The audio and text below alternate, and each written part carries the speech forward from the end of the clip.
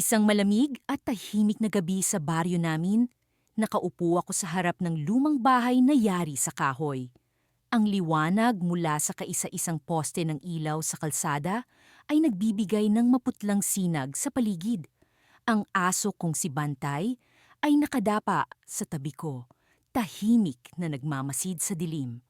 Habang nakikinig ako sa pagaspas ng mga dahon at pagtilaok ng mga kuliglig, naramdaman kong parang may kakaibang enerhiya sa hangin. Nakita kong bumangon si Bantay mula sa kanyang posisyon at biglang tumitig sa akin. Ang kanyang mga mata ay tila mas malalim kaysa dati, puno ng isang uri ng pagkaintindi na hindi ko pa nararanasan mula sa kanya. Juan, wika niya na nagpatigil sa aking mundo. Hindi ko alam kung dapat ba akong matakot o mamangha. Isang aso na nagsasalita. Tila isang alamat lamang ang ganitong pangyayari. Pero narito ako, kaharap ang sarili kong alaga na nagsalita ng aking pangalan. Bantay? Paano? Tanong ko habang ang puso ko'y bumilis ang tibok. May mga bagay na kailangan mong malaman, sagot niya. Ang boses niya ay mababa, ngunit malinaw. Ang kanyang mga salita ay nagdadala ng bigat na tila may kasamang pag-uutos. Sa loob ng ilang sandali, hindi ko alam kung paano tatanggapin ang nangyayari. Ang isip ko'y naguguluhan at hindi makapaniwala. Ngunit ang tingin ni Bantay ay puno ng determinasyon at alam kong wala akong ibang pagpipilian kundi makinig. Juan, may panganib na parating sa baryo natin. Patuloy niya. At ikaw lang ang pwedeng makapigil dito. Hindi ko maintindihan ang sinasabi niya. Panganib? Ako? Anong kinalaman ko rito? Ngunit sa halip na magtanong, pinili kong makinig. Ang boses ni Bantay ay tila nagbigay sa akin ng kakaibang kumpiyansa. Ang mga anino sa gubat ay gumagalaw. Matagal na silang hindi gumagalaw, ngunit ngayon ay nagising na sila. Paliwanag niya. Ang gubat na sinasabi niya ay ang lugar na matagal nang ikinakatakot ng mga taga-baryo. May mga kwento tungkol sa mga ligaw na kaluluwa at mga espiritong hindi matahimik. Palaging sinasabi ng matatanda na huwag pumasok doon kapag gabi. Ngunit bakit ngayon lang ito muling bumangon? Pero bakit ako? Tanong ko, naguguluhan pa rin sa mga nangyayari. Dahil ikaw ang pinili, ikaw ang may kakayahan, sabi ni Bantay. May mga bagay na kailangan mong matuklasan sa sarili mo. Nang marinig ko iyon, parang may isang bahagi ng akin na nagising. Ang mga salitang binitiwan ni Bantay ay tila nagbigay lakas sa akin. Ngunit sabay nito'y nagdadala ng takot sa hindi ko pa alam na hinaharap. Paano ako makakatulong? Tanong ko, puno ng kaba, ngunit nag-aapoy ang determinasyon. Sa likod ng gubat, mayroong isang sinaunang lugar. Kailangan mong pumunta doon at tuklasin ang lihim na nakatago sa ilalim ng lupa. Sagot ni Bantay. Habang pinapakinggan ko ang mga salitang iyon, unti-unting lumalalim ang gabi. Ang mga bituin sa langit ay tila nagliliwanag ng mas maliwanag kaysa dati, at ang malamig na simoy ng hangin ay tila nagdadala ng mensahe mula sa kalawakan. Ngunit bago pa man ako makapagsalita, biglang may narinig kaming kaluskos mula sa kagubatan. Ang dilim ay tila nagbabantang sumakop sa amin, at isang malamig na hangin ang bumalot sa paligid. Juan, oras na, sabi ni Bantay habang ang kanyang mga mata ay nagliliyab sa determinasyon. Naramdaman ko ang bigat ng sitwasyon, ngunit sa kabila ng takot, may bahagi sa akin na nangungusap na kailangan kong gawin ito. At sa sandaling iyon, alam kong wala nang atrasan. Mayroong mga bagay na dapat ipaglaban kahit na nangangahulugan ito ng pagharap sa mga bagay na hindi ko lubos na nauunawaan. Nang gabing iyon, matapos ang hindi inaasahang pag-uusap namin ni Bantay, ang aking alagang aso, bumalik ako sa loob ng bahay na puno ng mga tanong. Hindi ko magawang makatulog. Ang aking isipan ay balot ng pagdududa at pagkabighani. sa ipinakita niyang kakayahan. Paano nga ba ito nangyari? Bakit sa akin? At higit sa lahat, ano ang ibig sabihin ng kanyang mga sinasabi? Kinabukasan, nagising ako sa tunog ng mga ibon sa labas ng bintana. Ngunit sa halip na ang karaniwang huni ng mga maya, tila may kakaibang himig na bumabalot sa paligid. Parang may sinasabi, ngunit hindi ko maunawaan. Bumangon ako mula sa higaan at patungo sa kusina para maghanda ng almusal. Nagtimpla ako ng kape habang nag-iisip kung paanong ang mga simpleng tunog ng kalikasan ay tila may lihim na mensahe. Paglabas ko sa bakuran, naroon na si Bantay, nakaupo sa tabi ng puno ng mangga. "Magandang umaga," sabi niya, na ikinagulat ko pa rin kahit alam kong kaya niyang magsalita. "May kailangan kang malaman," dagdag pa niya, sabay tingin sa direksyon ng kalsadang papunta sa kabundukan. "Kailangan? Tungkol saan?" tanong ko, habang pilit na iniintindi ang mga nangyayari. "May mga lihim ang lugar na ito, mga bagay na hindi mo pa nakikita." Sagot ni Bantay, ang kanyang mga mata ay puno ng pag-aalala. Hindi lang ako ang nagsasalita. Lahat ng hayop sa paligid ay may kakayahang magpahayag, ngunit hindi sa paraang alam mo. Nakatitig ako sa kanya, hindi pa rin makapaniwala sa aking naririnig. "Anong ibig mong sabihin?" "Nais kong ipakita sa iyo ang mundo na hindi mo pa nakikita. Pero kailangan mong magtiwala sa akin," tugon ni Bantay. Sabay tayo at lakad patungo sa direksyon ng gubat. Sa puntong iyon, pakiramdam ko ay wala na akong ibang pagpipilian kundi sumunod. Ang pag-usisa ko sa hindi kilalang mundo ay masyadong malakas upang baliwalain. Kaya't naglakad kami patungo sa gubat, hindi ko alintana ang oras o ang posibleng panganib na dala ng aming paglalakbay. Habang lumalalim kami sa kagubatan, napansin kong ang mga halaman ay tila lumalakas ang kulay, ang hangin ay mas sariwa, at ang tunog ng mga hayop ay mas buhay. Parang ang buong kalikasan ay nasa harap ko, naghihintay na magkwento. "Dito tayo," sabi ni Bantay. Itinuro ang isang maliit na clearing sa gitna ng gubat. "Makinig ka." Sa una, wala akong marinig kundi ang karaniwang tunog ng hangin at mga ibon. Ngunit unti-unting lumitaw ang isang kakaibang awit, tila orkestra ng mga tunog na hindi ko pa naririnig noon. Ang mga puno, ang mga ibon, at maging ang mga insekto ay nagsimulang bumuo ng isang kwento ng mga sinaunang panahon, ng mga lihim na nakatago sa likod ng kanilang mga simpleng anyo. Hindi ko maipaliwanag ang nararamdaman ko. Parang unti-unti akong nagiging parte ng mundo na matagal ko nang nilalayuan, ang mundo ng kalikasan na hindi ko lubos na nauunawaan. Napagtanto ko na ang mga hayop ay may sariling wika, isang lihim na komunikasyon na hindi basta-basta naaabot ng ordinaryong pandinig. Ngunit habang naglalakbay ang aking isip sa hiwaga ng gubat, isang malamig na hangin ang dumampi sa aking balat. Ang liwanag ng araw ay biglang nawala, pinalitan ng kakaibang dilim. Sa likod ng mga puno, may lumitaw na anino, isang figura na hindi ko maaninag. "Bantay, ano yon?" tanong ko. Pilit na pinipigilan ng takot sa aking dibdib. "Hindi ko alam, pero hindi ito dapat nandito," sabi ni Bantay. Ang kanyang boses ay puno ng pag-aalala. "Kailangan nating umalis." Habang papalayo kami sa clearing, ang figura ay unti-unting lumalapit. Ang kanyang presensya ay nakakapangilabot. Tila may dala siyang panganib na hindi ko pa nauunawaan.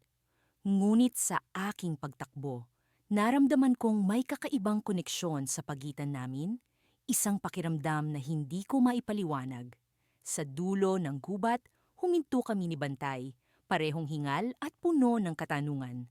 "Ano yon? Bakit parang hinahabol tayo?" tanong ko, puno ng takot at pagkalito.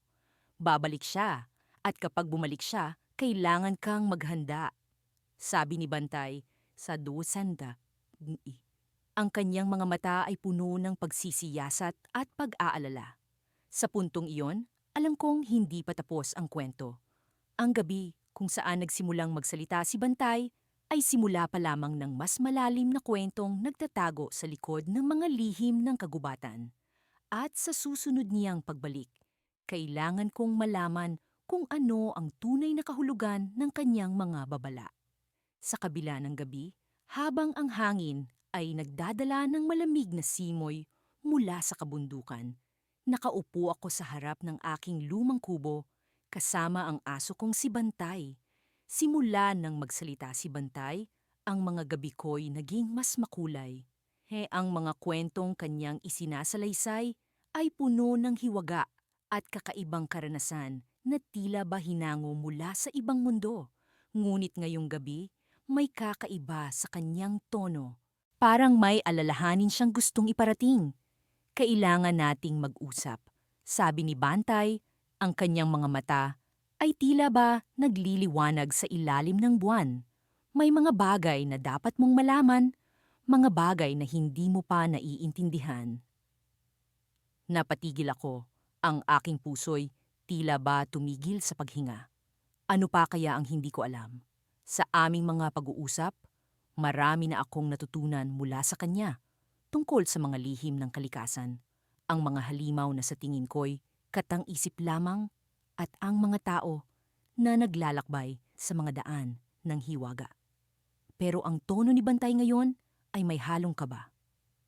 Mula pa noong una, ang mga aso ay tagapagsalita ng katotohanan. Patuloy niya, ang kanyang tinig ay nagiging mas seryoso. Ngunit may mga katotohanan na itinatago dahil sa panganib na dulot nito.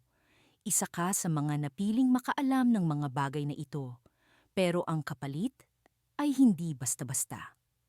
Napaisip ako, ano ang kapalit na sinasabi ni Bantay? Sa bawat pag-uusap namin, nararamdaman ko ang pagbigat ng kanyang mga salita na tila ba may mga lihim siyang pilit na itinatago. Nagsimula akong makaramdam ng takot, ngunit nagtagumpay ang aking kuryosidad.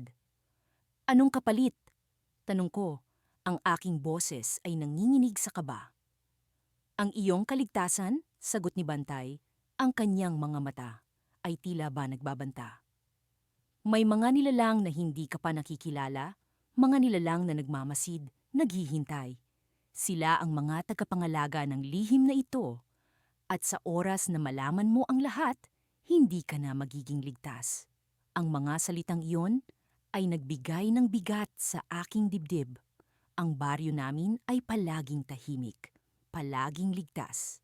Ang ideya na may mga nilalang na nagmamasid sa akin ay nagdala ng malamig na takot na hindi ko pa nararamdaman dati. Ngunit ang aking kuryosidad ay mas malakas kaysa sa takot. Sabihin mo sa akin, Bantay, sabi ko, pilit na pinapanatili ang aking tinig na matatag. Ano ang dapat kong malaman? At paano ko malalaman kung ano ang totoo? Huminga ng malalim si Bantay. Ang kanyang buntot ay hindi kumikilos, tanda ng kanyang seryosong disposisyon. May isang lugar sa kagubatan, isang lugar na hindi mo pa nararating. Doon mo makikilala ang mga nilalang na ito at doon mo maririnig ang kanilang kwento. Ngunit bago ka makarating doon, kailangan mong maghanda. Maghanda paano? Tanong ko. Ang aking interes ay lumalalim na. Para bang ang mga salitang ito ay humihila sa akin, papunta sa isang mundo na hindi ko pa nakikita. Kailangan mong matutunan ang wika ng mga hayop, sabi ni Bantay. Ang kanyang tono ay nagiging mas mabigat. Hindi lang ang mga aso, kundi ang mga ibon, ang mga halaman, at maging ang hangin. Sila ang magiging gabay mo sa paglalakbay na ito. Hindi ko alam kung paano ko gagawin yon. Ang ideya na makikipag-usap ako sa mga ibon, sa mga halaman, ay tila ba imposible. Ngunit kung si Bantay ay nakakapagsalita, ano pa kaya ang hindi ko alam na posible? Ngunit bago pa ako makapagtanong ng higit pa, ang hangin ay biglang lumakas. Ang mga dahon ng puno sa paligid ay nagsimulang mag-alon at ang buwan ay tila ba nagbago ng kulay. Narinig ko ang mga yapak sa likuran ko at sa paglingon ko, nakita ko ang isang nilalang na hindi ko pa nakikita. Ang kanyang balat ay kumikinang sa ilalim ng liwanag ng buwan at ang kanyang mga mata ay nagbabaga. Bantay, sabi ng nilalang. Ang kanyang tinig ay malamig at nagdadala ng banta. Panahon na. Bago pa ako makagalaw, naramdaman ko ang isang puwersa na pumipigil sa akin, na para bang ang hangin ay naging mga kamay na humahawak sa akin. Hindi ko maintindihan kung ano ang nangyayari at ang takot ay nagsimulang bumalot sa akin. Ngunit sa kabila ng lahat, naramdaman ko ang pag-asa. Baka ang paglalakbay na ito ay magdala ng mga sagot, mga kasagutan sa mga tanong na hindi ko pa nasasagot. Ngunit ang tanong ay, handa ba akong malaman ang lahat? Sa madilim na kalangitan, ang buwan ay tila isang nag-aantabay na saksi sa mga kaganapan sa aming lumang baryo. Ang hangin ay malamig at ang mga puno sa paligid ng aking munting kubo ay tila nagbubulong ng mga lihim na hindi ko pa natutuklasan. Mula nang magsimulang magsalita si Bruno, ang aking aso, nagkaroon ng kakaibang kaguluhan sa aking isip. Hindi ko alam kung ito ba'y bunga ng pagod o takot sa hindi maipaliwanag na pangyayari. Ngunit isang bagay ang sigurado, may mas malalim pa sa likod ng kanyang mga salita. Alam mo ba kung bakit kita pinili? Tanong ni Bruno isang gabi habang nakaupo kami sa harap ng lumang fireplace. Ang apoy ay naglalabas ng maliliit na liwanag na tila mga bituin sa kanyang mga mata. Bakit nga ba, Bruno? Tanong ko, sinusubukang itago ang kaba sa aking boses. Sa bawat pahayag niya, mas nararamdaman ko ang bigat ng misteryo sa aming paligid. Nakita ko ang iyong puso, ang iyong kakayahang makinig sa mga bagay na hindi mo nakikita. Sagot ni Bruno, ang kanyang mga mata ay tila naglalakbay sa mga alaala na hindi ko maabot. Ngunit may isa pang dahilan. Nagsimula siyang magkwento, ang kanyang boses ay parang isang matandang nagkukwento sa mga bata sa tabi ng apoy. Sinabi niya sa akin ang tungkol sa isang sinaunang kasunduan sa pagitan ng mga hayop at mga tao na nagsimula pa noong unang panahon. Ayon sa kasunduan, may mga piling tao ang makakakita at makakarinig sa mga hayop at sa pamamagitan nila. Ang mga mensahe ng kalikasan ay maihahatid sa sangkatauhan. Ngunit bakit ngayon? Bakit ako? Tanong ko, nararamdaman ng pag-aalala na unti-unting bumabalot sa akin. May paparating na panganib, isang bagay na matagal nang nagtatago sa dilim. Sagot ni Bruno, ang kanyang boses ay puno ng babala.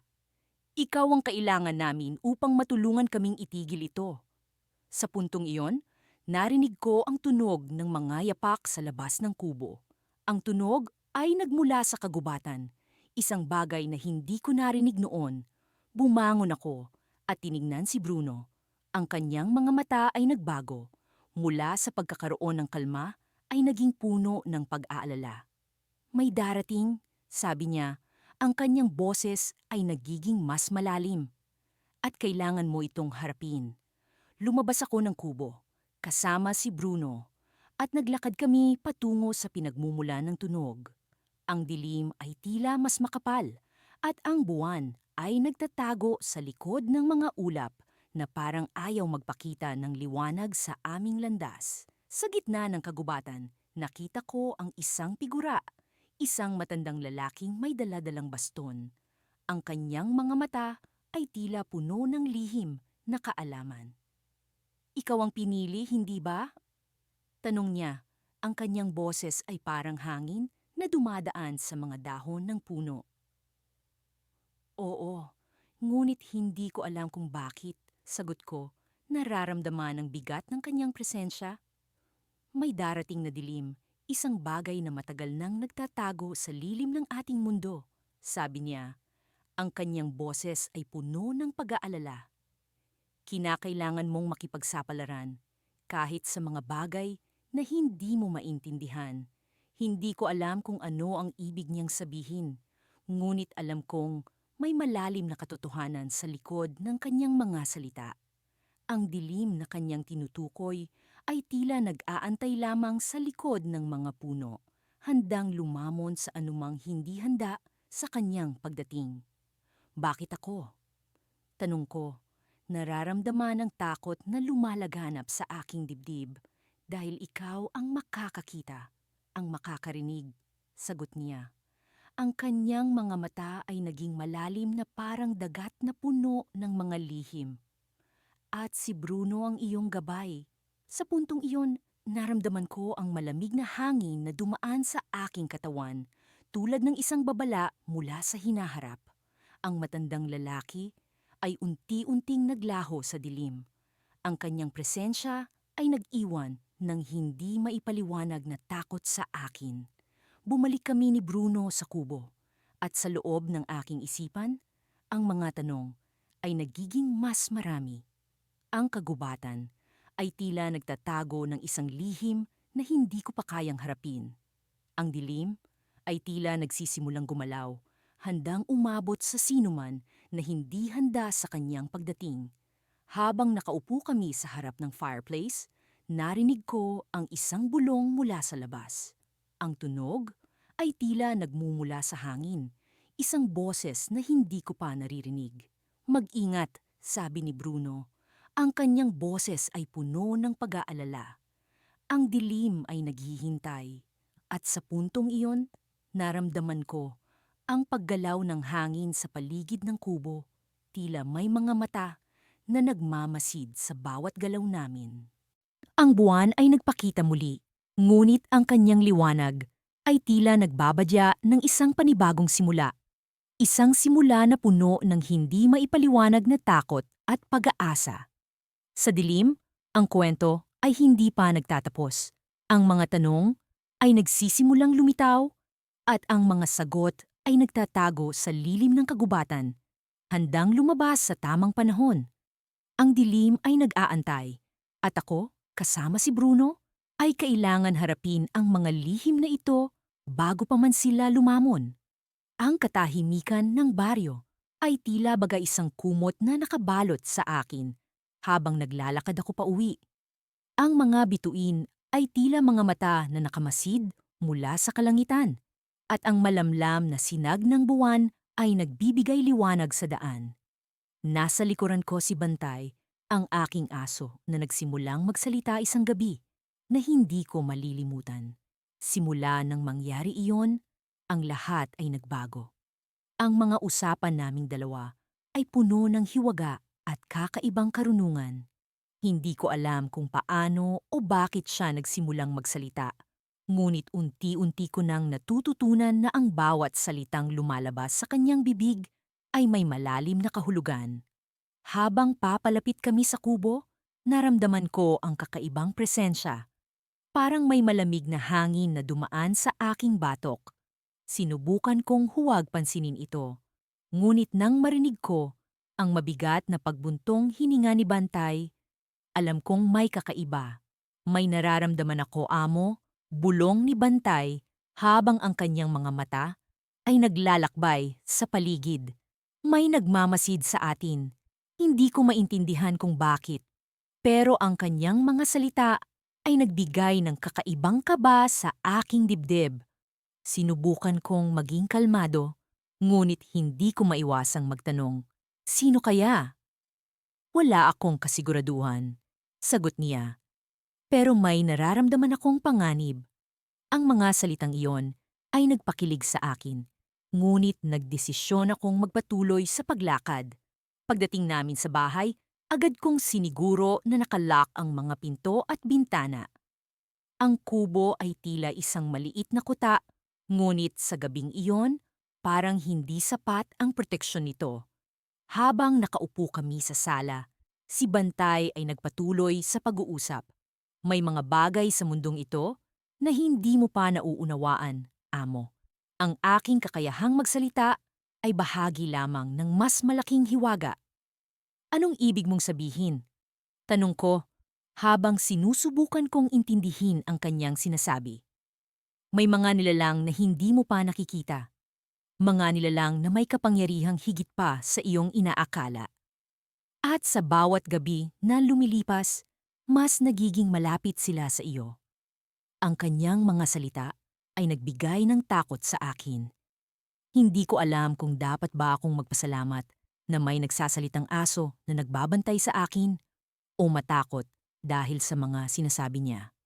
Ngunit bago pa man ako makasagot, narinig namin ang mahina at marahang katok sa pinto. Ang bawat katok ay parang dagundong sa aking pandinig. Tumayo ako habang si Bantay ay malapit na sumunod. Ang kanyang mga mata ay puno ng pag-iingat at ang kanyang katawan ay handang magtanggol. Pagbukas ko ng pinto, tumambad sa akin ang isang matandang lalaki.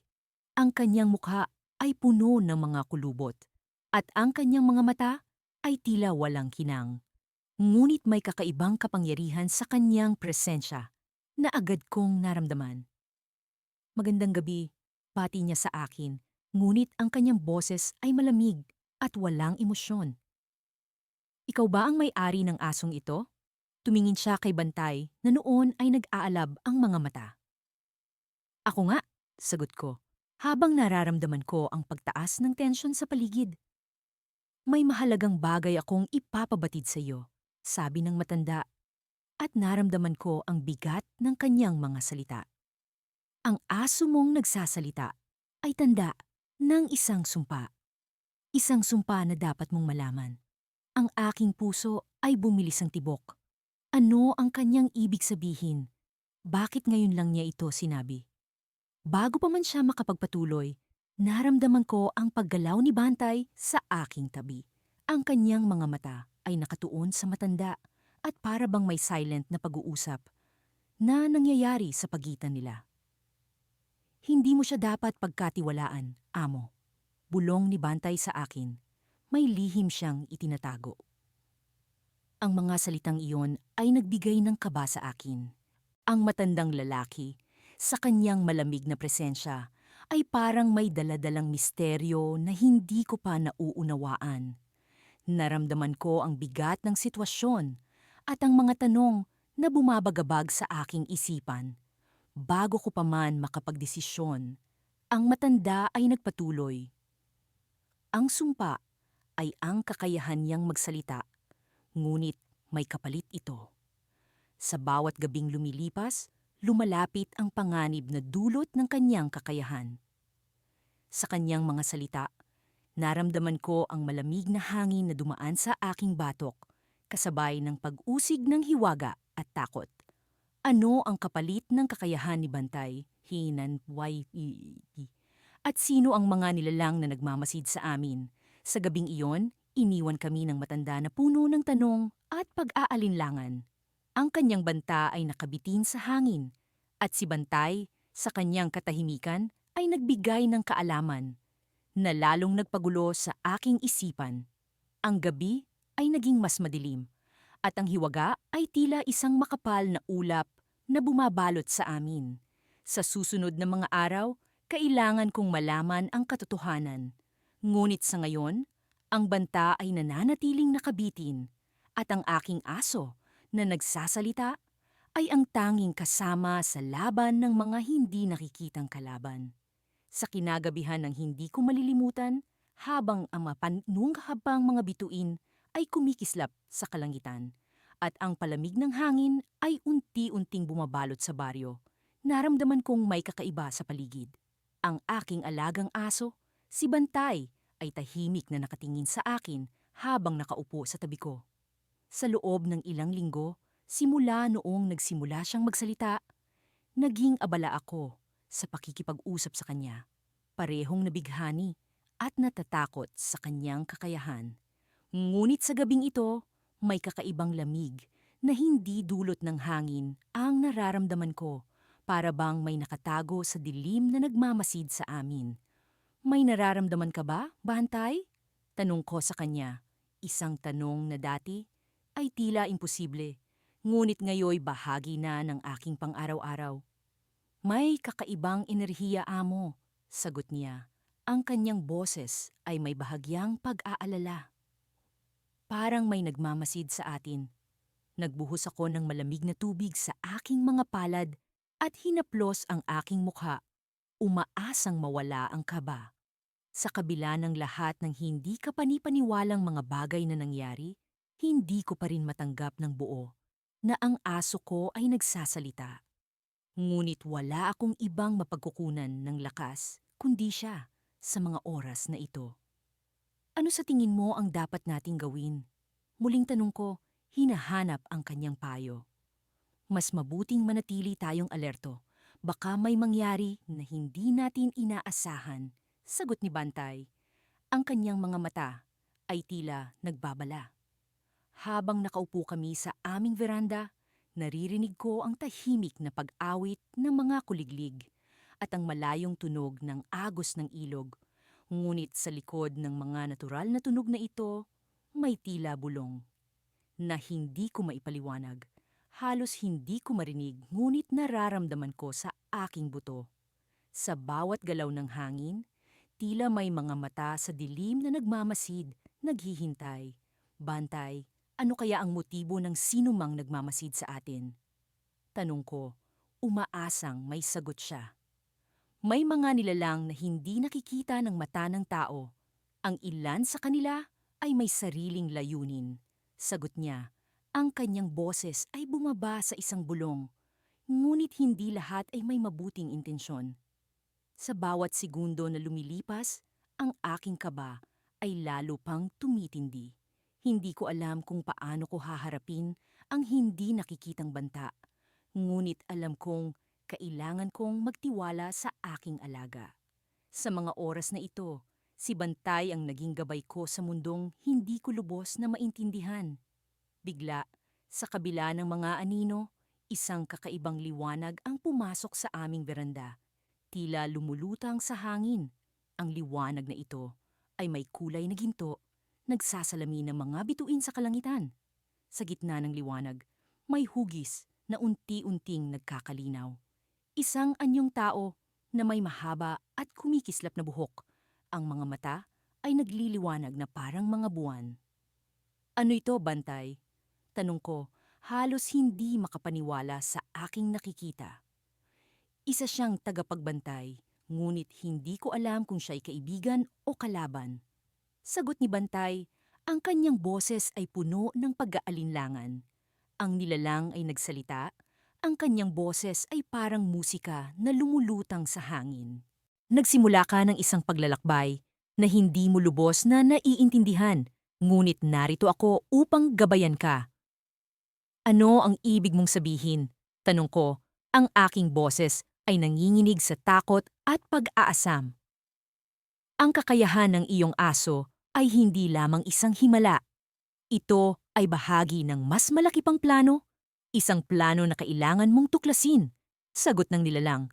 Ang kanyang mga mata ay nakatingin sa akin ng may kakaibang sinseridad. Habang nakikinig ako, naramdaman ko ang bigat ng kanyang mga salita. Ano ang ibig sabihin ng mas malaki pang plano? Bakit kami ang napili? Ngunit bago ko pa man maitanong ang mga ito, ang liwanag ay kumislap ng mas maliwanag at ang nilalang ay nagsimulang mawala. Naglaho sa hangin tulad ng usok. Bantay, anong gagawin natin ngayon? Tanong ko, ang aking puso ay bumibilis ang tibok. Hindi tayo mag-iisa sa paglalakbay na ito. Kailangan nating malaman ang koneksyon ng lahat ng ito. Sagot ni Bantay.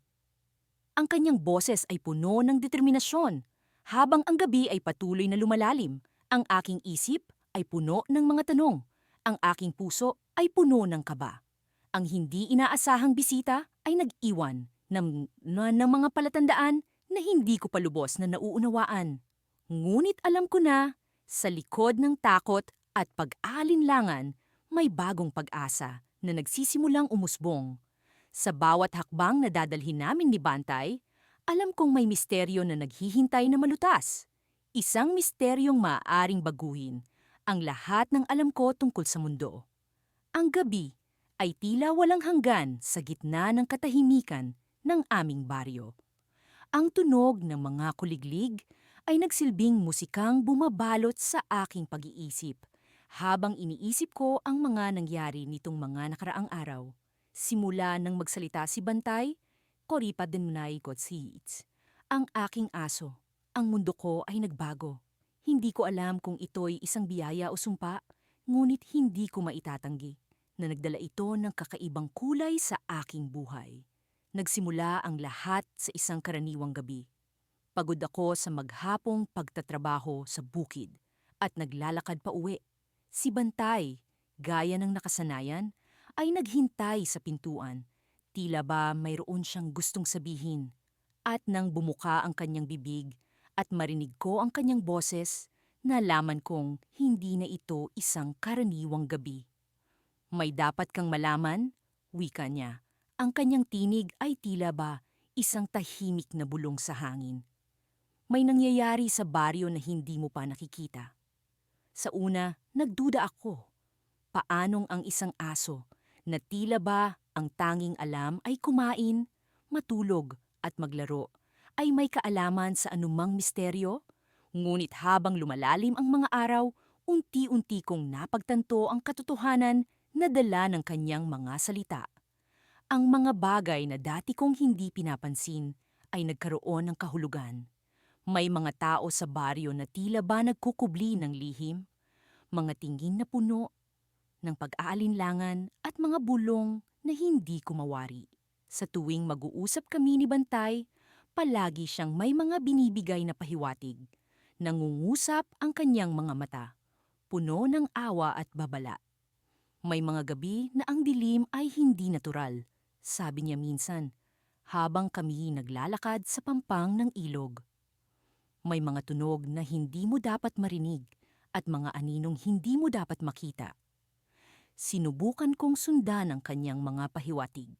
Nagmasid ako, nagtanong, at minsan ay sinubukang makipag-usap sa ilan sa mga kabarangay. Ngunit ang mga sagot nila ay palaging pabago-bago, tila ba mayroong dingding sa pagitan ng kanilang mga salita. Isang gabi, habang kami ni Bantay ay naglalakad sa gilid ng kagubatan, naramdaman ko ang kakaibang presensya. Isang malamig na hangin ang bumalot sa akin at sa kabila ng dilim, nakita ko ang mga anino na gumagalaw sa gitna ng mga punong kahoy. Hindi ko alam kung ito'y epekto lamang ng pagod o talagang may nangyayari. Ngunit naramdaman kong kailangan kong malaman ang katotohanan. Bantay, ano ang dapat kong gawin? Tanong ko, naghahangad ng gabay mula sa kanya. Magtiwala ka sa iyong nararamdaman, ngunit huwag kang magpadalos-dalos. Ang mga sagot ay nasa paligid mo, ngunit hindi mo ito makikita kung hindi ka maghahanap. Sagot niya, puno ng pag-aalala. Sa mga sumunod na araw, mas naging mapanuri ako. Nagtipon ako ng mga kwento mula sa mga matatanda sa baryo, mga kwentong puno ng mahiwagang nilalang at mga pangyayari na hindi maipaliwanag. Ang mga ito'y tila ba mga pirasong bumubuo sa isang mas malaking larawan na hindi ko palubos na nauunawaan. Isang gabi, habang kami ni Bantay ay nasa bahay, may kumatok sa pintuan. Si Mang Isko, ang pinakamatandang lalaki sa baryo, ay naroon. Ang kanyang mga mata ay puno ng kaba. May dapat kang malaman, sabi niya. Ang kanyang tinig ay isang pabulong na puno ng takot. Dinala niya ako sa gilid ng kagubatan, kung saan sa likod ng mga damo, nakita ko ang isang bagay na hindi ko inaasahan. Isang lihim na lagusan, tila ba isang daanan patungo sa ibang mundo. Ang mga dingding nito'y puno ng mga ukit, mga simbolo na hindi ko mawari. Naramdaman ko ang pang-inginig sa aking kalamnan habang unti-unting nauunawaan ang maaaring kahulugan nito. Bantay, ito ba ang sinasabi mo? Tanong ko, habang ang kakaibang lagusan ay unti-unting lumilinaw sa aking paningin. Ngunit sa halip na sumagot, si Bantay ay tumahimik. Ang kanyang mga mata ay nakatingin sa akin, puno ng awa at pangunawa. At sa paglingon ko kay Mang Isko, Napagtanto kong siya ay wala na. Naglaho na parang bula. Sa gitna ng aking pagkalito, nadama ko ang kakaibang paggalaw sa hangin. Ang mga anino sa paligid ay tila ba nagiging mas buhay. Ang kanilang presensya ay mas nagiging konkreto. Sa isang iglap, narinig ko ang isang boses na hindi ko inaasahan. Isang boses na puno ng galit at paghihiganti. Sa huli, ikaw ang magpapasya, sabi ng boses. Tila ba nagmumula sa ilalim ng lupa? At doon ko napagtanto, ang tinig ni Bantay ay hindi lamang sa kanya. Ang mga anino ay hindi lamang mga anino. Ang baryo, ang lagusan, ang lahat ng ito ay bahagi ng isang mas malaking plano. Ngunit kung ano ang plano, hindi ko pa lubos na nauunawaan. Sa gabi ng aking pagtuklas, isa lang ang malinaw. Ang mga sagot ay narito. Ngunit ang tanong ay paano ko haharapin ang katotohanan. Nang sumapit ang gabi, nagmistulang mga anino ang mga puno sa paligid ng aming bahay. Ang kadiliman ay tila may sariling buhay, bumubulong sa hangin na umaali-aligid sa aking bintana. Ang lahat ay tahimik maliban sa marahang paghinga ni Bantay, ang aking aso na nakahiga sa tabi ng aking kama. Simula nang magsalita si Bantay, nagbago ang takbo ng aking buhay. Hindi ko na siya tinitingnan bilang isang pangkaraniwang alaga. Siya na ngayon ay isang kaibigan, isang gabay sa mundong puno ng hiwaga. Sa tuwing kami mag-uusap, parang may kakaibang puwersa na gumagabay sa aming mga usapan, nagdadala ng mga kwento ng nakaraan at mga babala ng hinaharap. Ngunit ngayong gabi, may kakaibang aura sa paligid. Parang may kung anong tumatawag sa akin mula sa labas. Pumihit ako sa aking higaan at tumingin kay Bantay. Hindi siya gumagalaw, ngunit ang kanyang mga mata ay nanatiling nakatuon sa akin, tila inaasahan ang aking magiging hakbang. Bantay, bulong ko. May nararamdaman ka bang kakaiba ngayong gabi? Hindi siya sumagot agad. Nagkatahimikan kami. Tanging ang tunog ng hangin sa labas ang maririnig. Pagkaraan ng ilang sandali, nagsalita siya. Ang kanyang boses ay mababa at puno ng pag-iingat. Oo, may kakaiba. Parang may tawag mula sa gilid ng kagubatan. Ang mga salitang iyon ay nagbigay ng bigat sa aking dibdib. Alam ko na hindi basta-basta nagsasalita si Bantay ng ganoon. Ang kanyang mga sinasabi ay laging may kahulugan. May mensahe na kailangang pakinggan. Puntahan natin, sabi ko, kahit may kaba sa aking puso. Alam kong ito ay isang bagay na hindi ko maiiwasan. Ang tawag ng hindi kilalang puwersa ay masyadong malakas. Tila hinahatak ang aking kaluluwa patungo sa isang lihim na dapat tuklasin. Bumangon ako at tahimik kaming lumabas ng bahay. Ang malamig na hangin ay bumalot sa akin. Ang bawat hakbang ay nag-iiwan ng bahagyang tunog sa lupa. Si Bantay ay nasa tabi ko. Ang kanyang presensya ay nagbibigay lakas at tapang sa akin. Nang marating namin ang gilid ng kagubatan, tumigil si Bantay. Dito, sabi niya, dito nagsisimula ang tawag. Tumindig ako, tumingon sa madilim na bahagi ng kagubatan. Sa likod ng mga puno ay may tila nag-aanyayang liwanag, naglalaro sa mga anino. Ang liwanag na iyon ay parang may sinasabi, isang wika na hindi ko lubos na maunawaan, pero alam kong may kahulugan. Bantay, ano ang dapat nating gawin? Tanong ko, hinahanap sa kanya ang direksyon.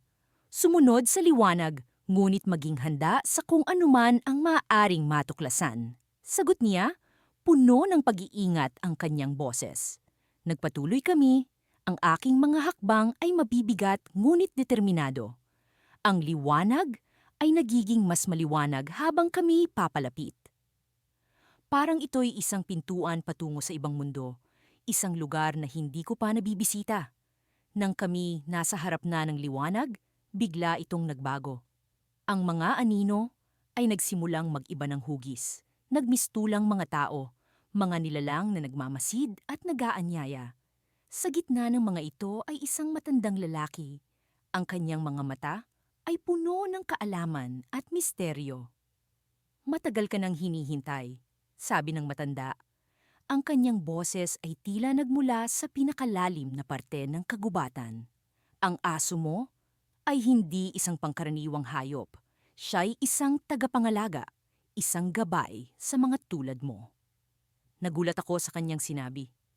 Alam ko na may kakaibang katangian si Bantay, ngunit ang marinig ito mula sa isang estranghero ay nagbigay ng ibang antas ng katotohanan. Ano ang kailangan kong malaman? Tanong ko, pilit na inaabot ang kanyang mga salita. May darating na panganib. Isang nilalang mula sa kadiliman ang nagbabalak na sirain ang katahimikan ng iyong mundo. Kailangan mong maging handa. Bantay ay nandyan upang kasama mo sa laban.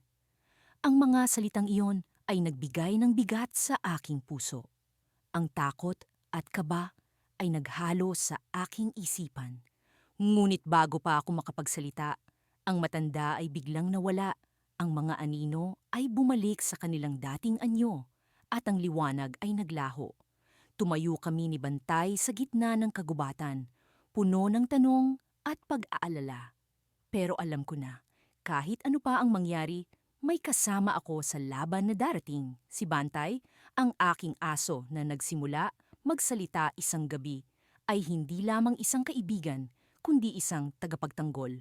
At ngayon, ang tunay na laban ay magsisimula na. Kahit kailan ay hindi ko inakalang darating ang sandaling ito, ang gabi, kung kailan ang aking aso, si Bantay, ay nagsimulang magsalita. Sinasabi nila na ang mga hayop ay may sariling paraan ng komunikasyon, ngunit ibang-iba ito. Isang gabi ng Agosto, habang ang malamig na hangin ay humahampas sa mga dahon ng mangga sa aming likod bahay, narinig ko ang tinig ni Bantay sa kaibuturan ng aking isipan. Huwag kang matakot, ani Bantay, tila ba isang bulong na pumapasok sa aking kamalayan. Napatigil ako sa paglalakad sa bakuran, hindi makapaniwala sa naririnig. Paano ito nangyari? Paano siya nakapagsalita? Sa loob ng maraming taon na magkasama kami, tanging tahol at ungol lamang ang kanyang naipapahayag. Bantay? Tanong ko, nanginginig ang tinig. Ikaw ba yan? Opo, amo. Ako nga ito. Tugon niya, puno ng kagalakan sa kanyang boses na parang bihasa sa pagsasalita.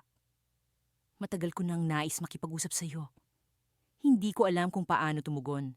Ang isang bahagi ng aking sarili ay nagsasabing imposible ito, ngunit narito ang patunay. Ang aking aso ay nagsasalita. Tumabi ako sa kanya, nakaupo sa damuhan, parang nanaginip. Ang dilim ng gabi ay tila mas lumalim, at ang mga bituin sa langit ay nagmistulang mga mata na nakamasid sa amin. Ano ang nais mong sabihin, Bantay?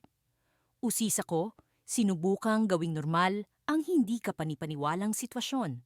Nais kong ipaalam sa iyo ang isang lihim, isang bagay na matagal ko nang itinatago sa aking dibdib. Sagot ni Bantay, ang kanyang mga mata ay kumikislap sa ilalim ng liwanag ng buwan. May panganib na paparating sa baryo, isang bagay na hindi mo pa nakikita. Nagulat ako sa kanyang sinabi. Sa lahat ng kanyang maaaring sabihin, ito ang pinakahindi ko inaasahan. Anong panganib? Tanong ko, mas naging alisto sa paligid. Isang nilalang na matagal nang natutulog sa ilalim ng lupa, sa gilid ng batis na malapit sa kagubatan. Sa tuwing bumubulong ang hangin, nararamdaman ko ang kanyang paggalaw. Unti-unti siyang nagising, amo. Hindi ko alam kung maniniwala ako.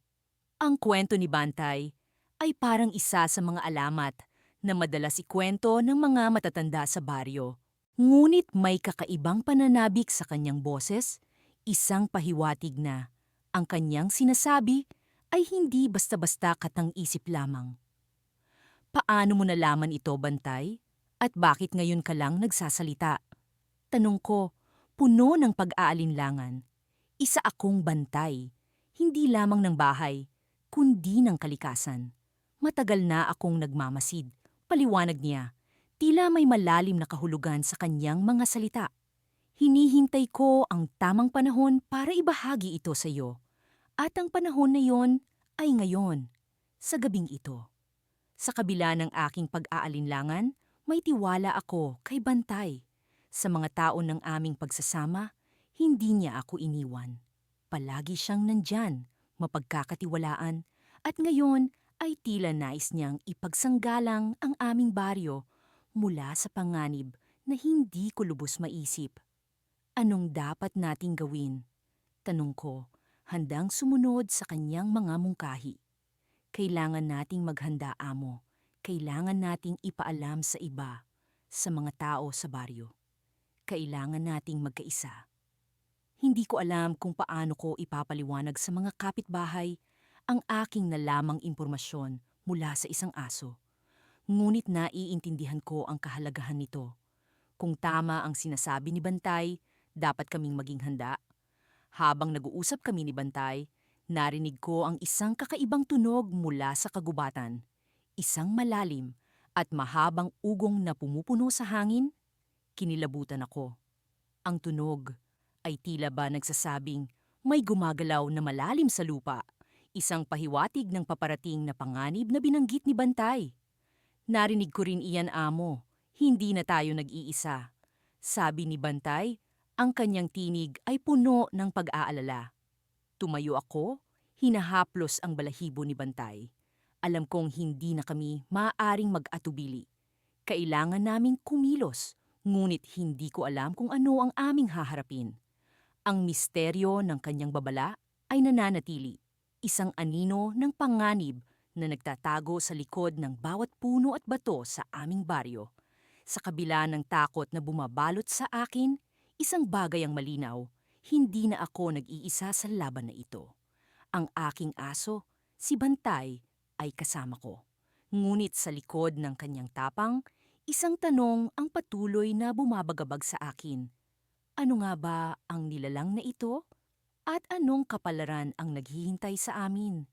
Sa paglipas ng mga araw simula nang magising ang kakayahan ni Bruno na magsalita, unti-unti kong natutunan ang mas malalim na kahulugan ng aming mga pag-uusap. Hindi lamang ito simpleng pakikipag-usap sa isang hayop. Para bang may mas malalim na koneksyon na unti-unting bumabalot sa aming dalawa. Sa tuwing kami mag-uusap, tila may kakaibang enerhiya na bumabalot sa akin. Isang kapangyarihan na hindi ko maipaliwanag ngunit nararamdaman. Isang gabi, habang kami ay nakaupo sa aming lumang sofa sa sala, biglang huminto sa pagsasalita si Bruno at tumitig sa akin ng matagal. May kakaibang kislap sa kanyang mga mata na pumukaw sa aking kuryosidad.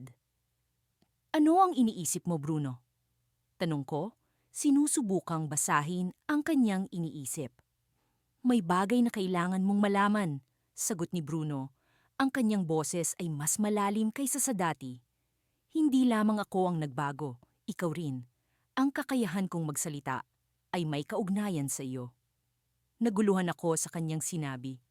Paano ako magkakaroon ng kaugnayan sa kanyang kakayahan? Ako'y simpleng lalaki lamang na naninirahan sa baryo. Ano ang kinalaman ko sa misteryo niyang tinutukoy? Anong ibig mong sabihin? Tanong ko, ang aking puso'y bumilis ang tibok sa pag-aalala. Bago pa man ako magsimulang magsalita, may isang gabi na tila kakaiba kang natutulog. Sabi ni Bruno, tila nagbabalik tanaw sa kanyang alaala. Ang mga bituin sa langit ay mas maliwanag at ang hangin ay mas malamig. Sa gabing iyon, may tila liwanag na bumalot sa bahay natin. Hindi ko maalala ang gabing tinutukoy ni Bruno. Sa aking alaala, lahat ng gabi ay tila pare-pareho. Ngunit kung tama ang kanyang sinasabi, ito ang gabi, kung kailan nagsimula ang lahat. Ano ang ibig sabihin nito, Bruno?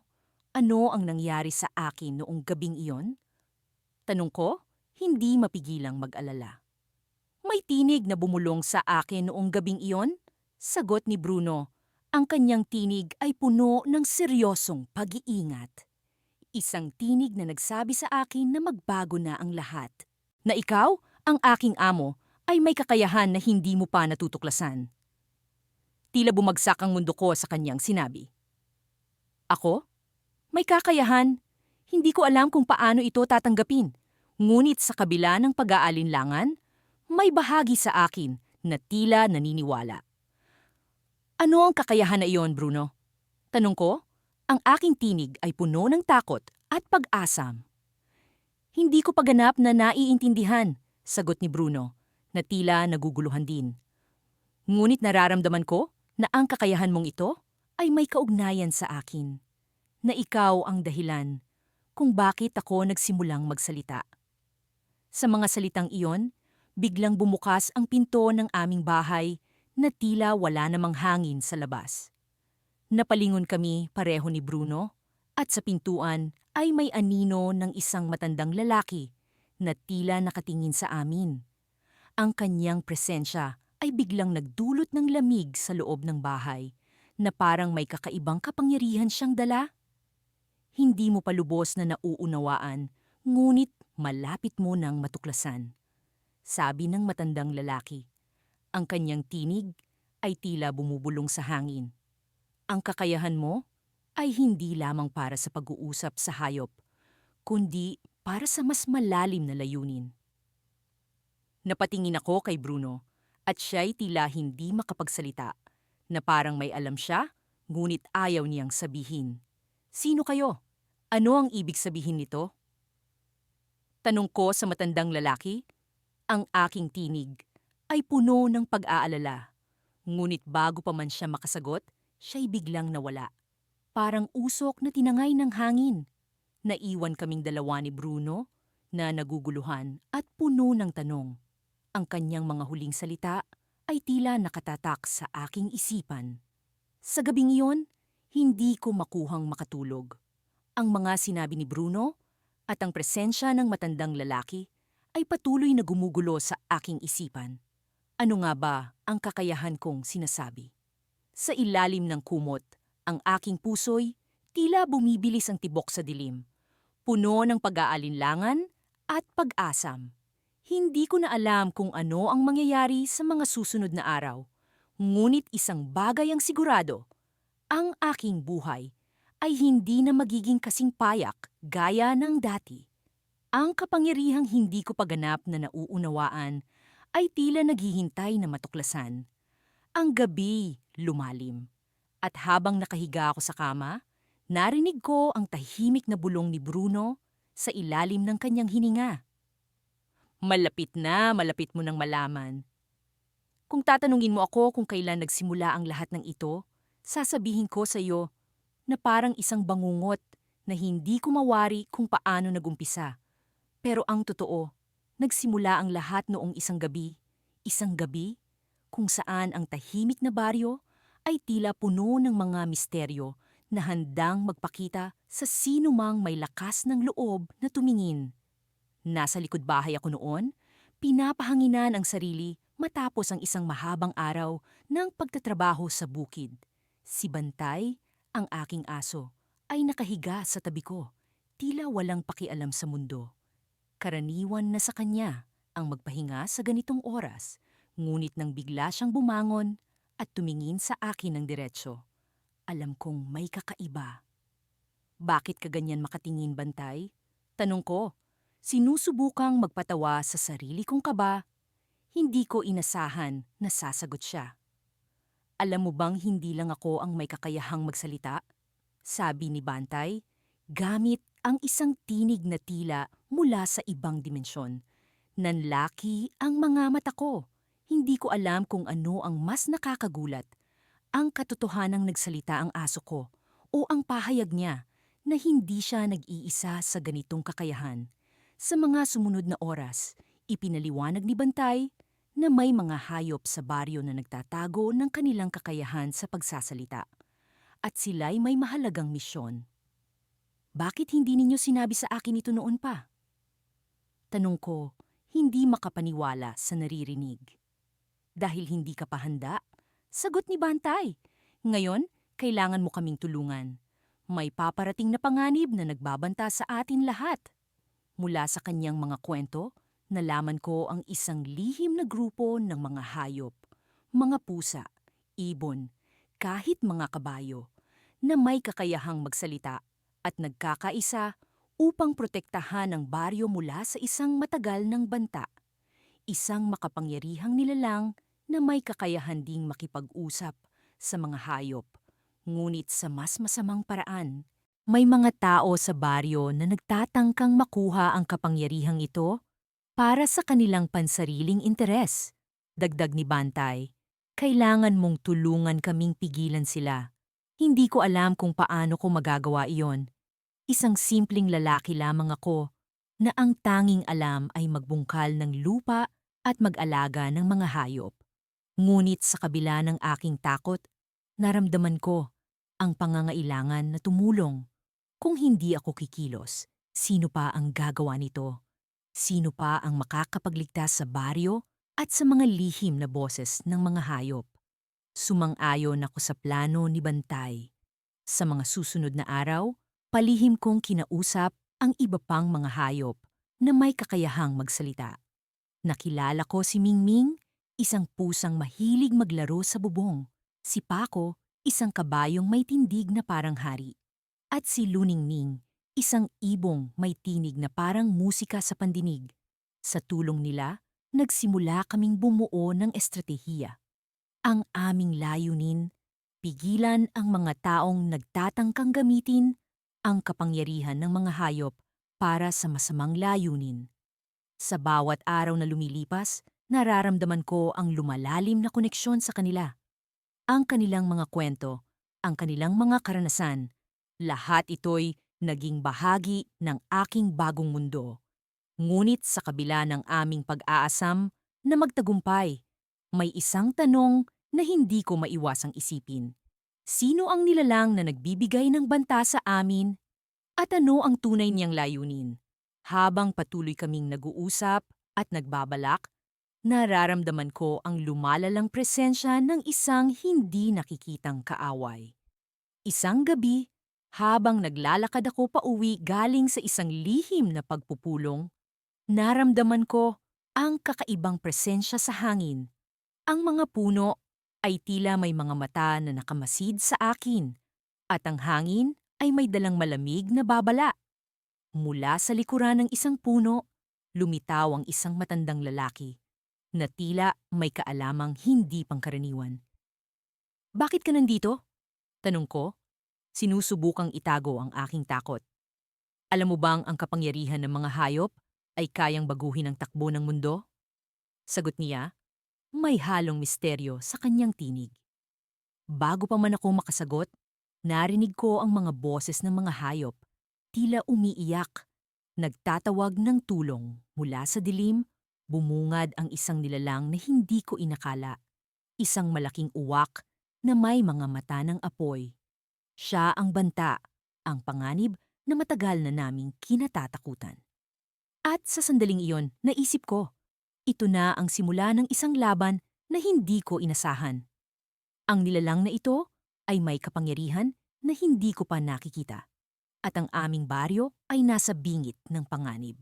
Ngunit sa kabila ng lahat, naramdaman ko ang tapang na mula sa mga boses na nag-uugnay sa amin. Ang mga boses na hindi ko na muling babaliwalain. Ito ang simula at wala nang atrasan. Simula pa noong unang gabi na biglang nagsalita ang aso kong si Bantay, hindi na bumalik sa dati ang aking buhay. Sa baryo namin, ang mga tao ay abala sa kani-kanilang gawain. Hindi nila alam ang kamanghamanghang nangyayari sa likuran ng mga saradong pinto ng aking tahanan.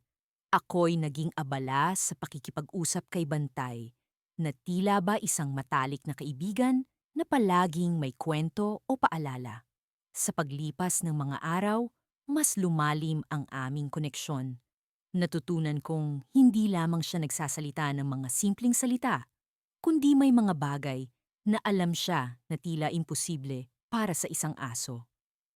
Isang gabi, habang kami nakaupo sa ilalim ng buwan, sinabi niya sa akin ang isang bagay na hindi ko pa naririnig sa kanya.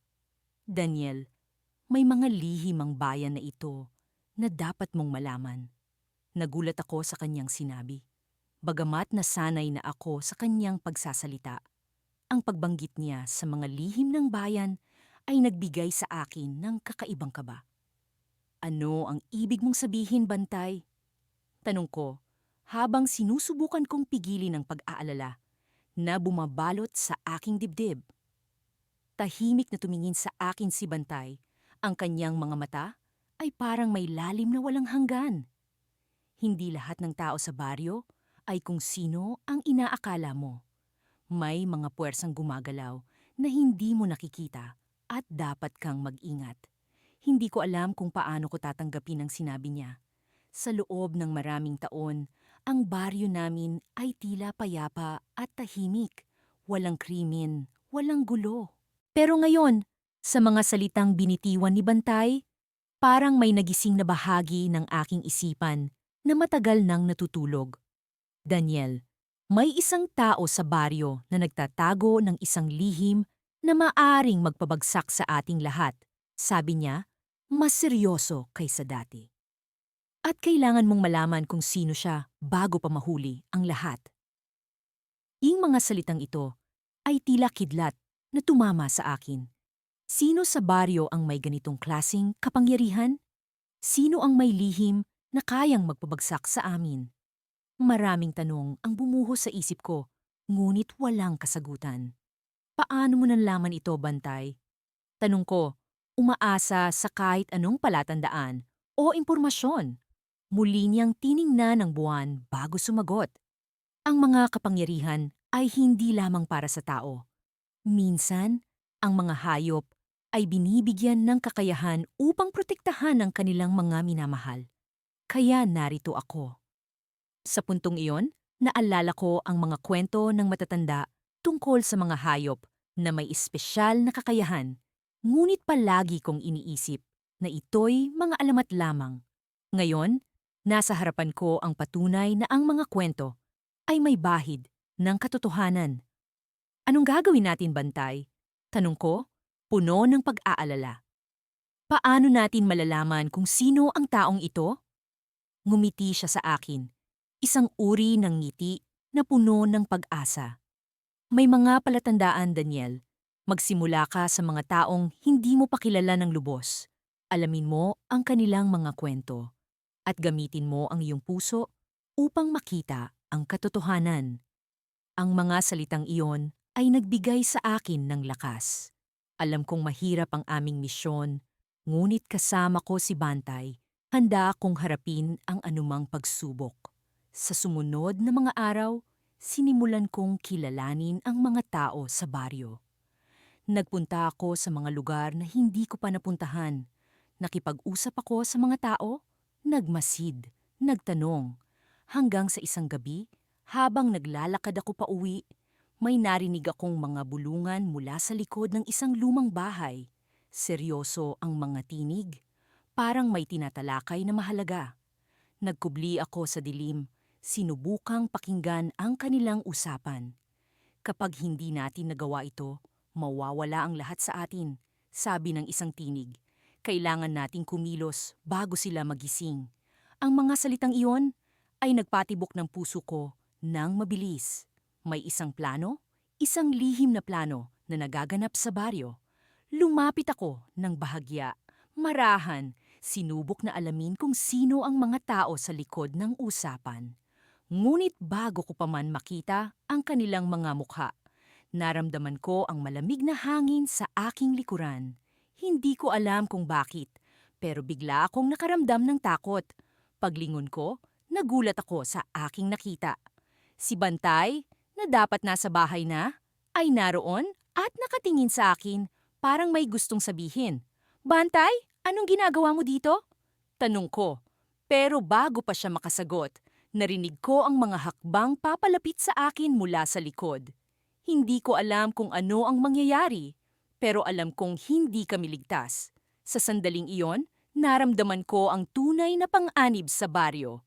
Ano ang tunay na lihim na bumabalot sa aming tahimik na lugar. At sa gitna ng dilim, Narinig ko ang isang bulong mula sa likod. Daniel, hindi ka dapat narito.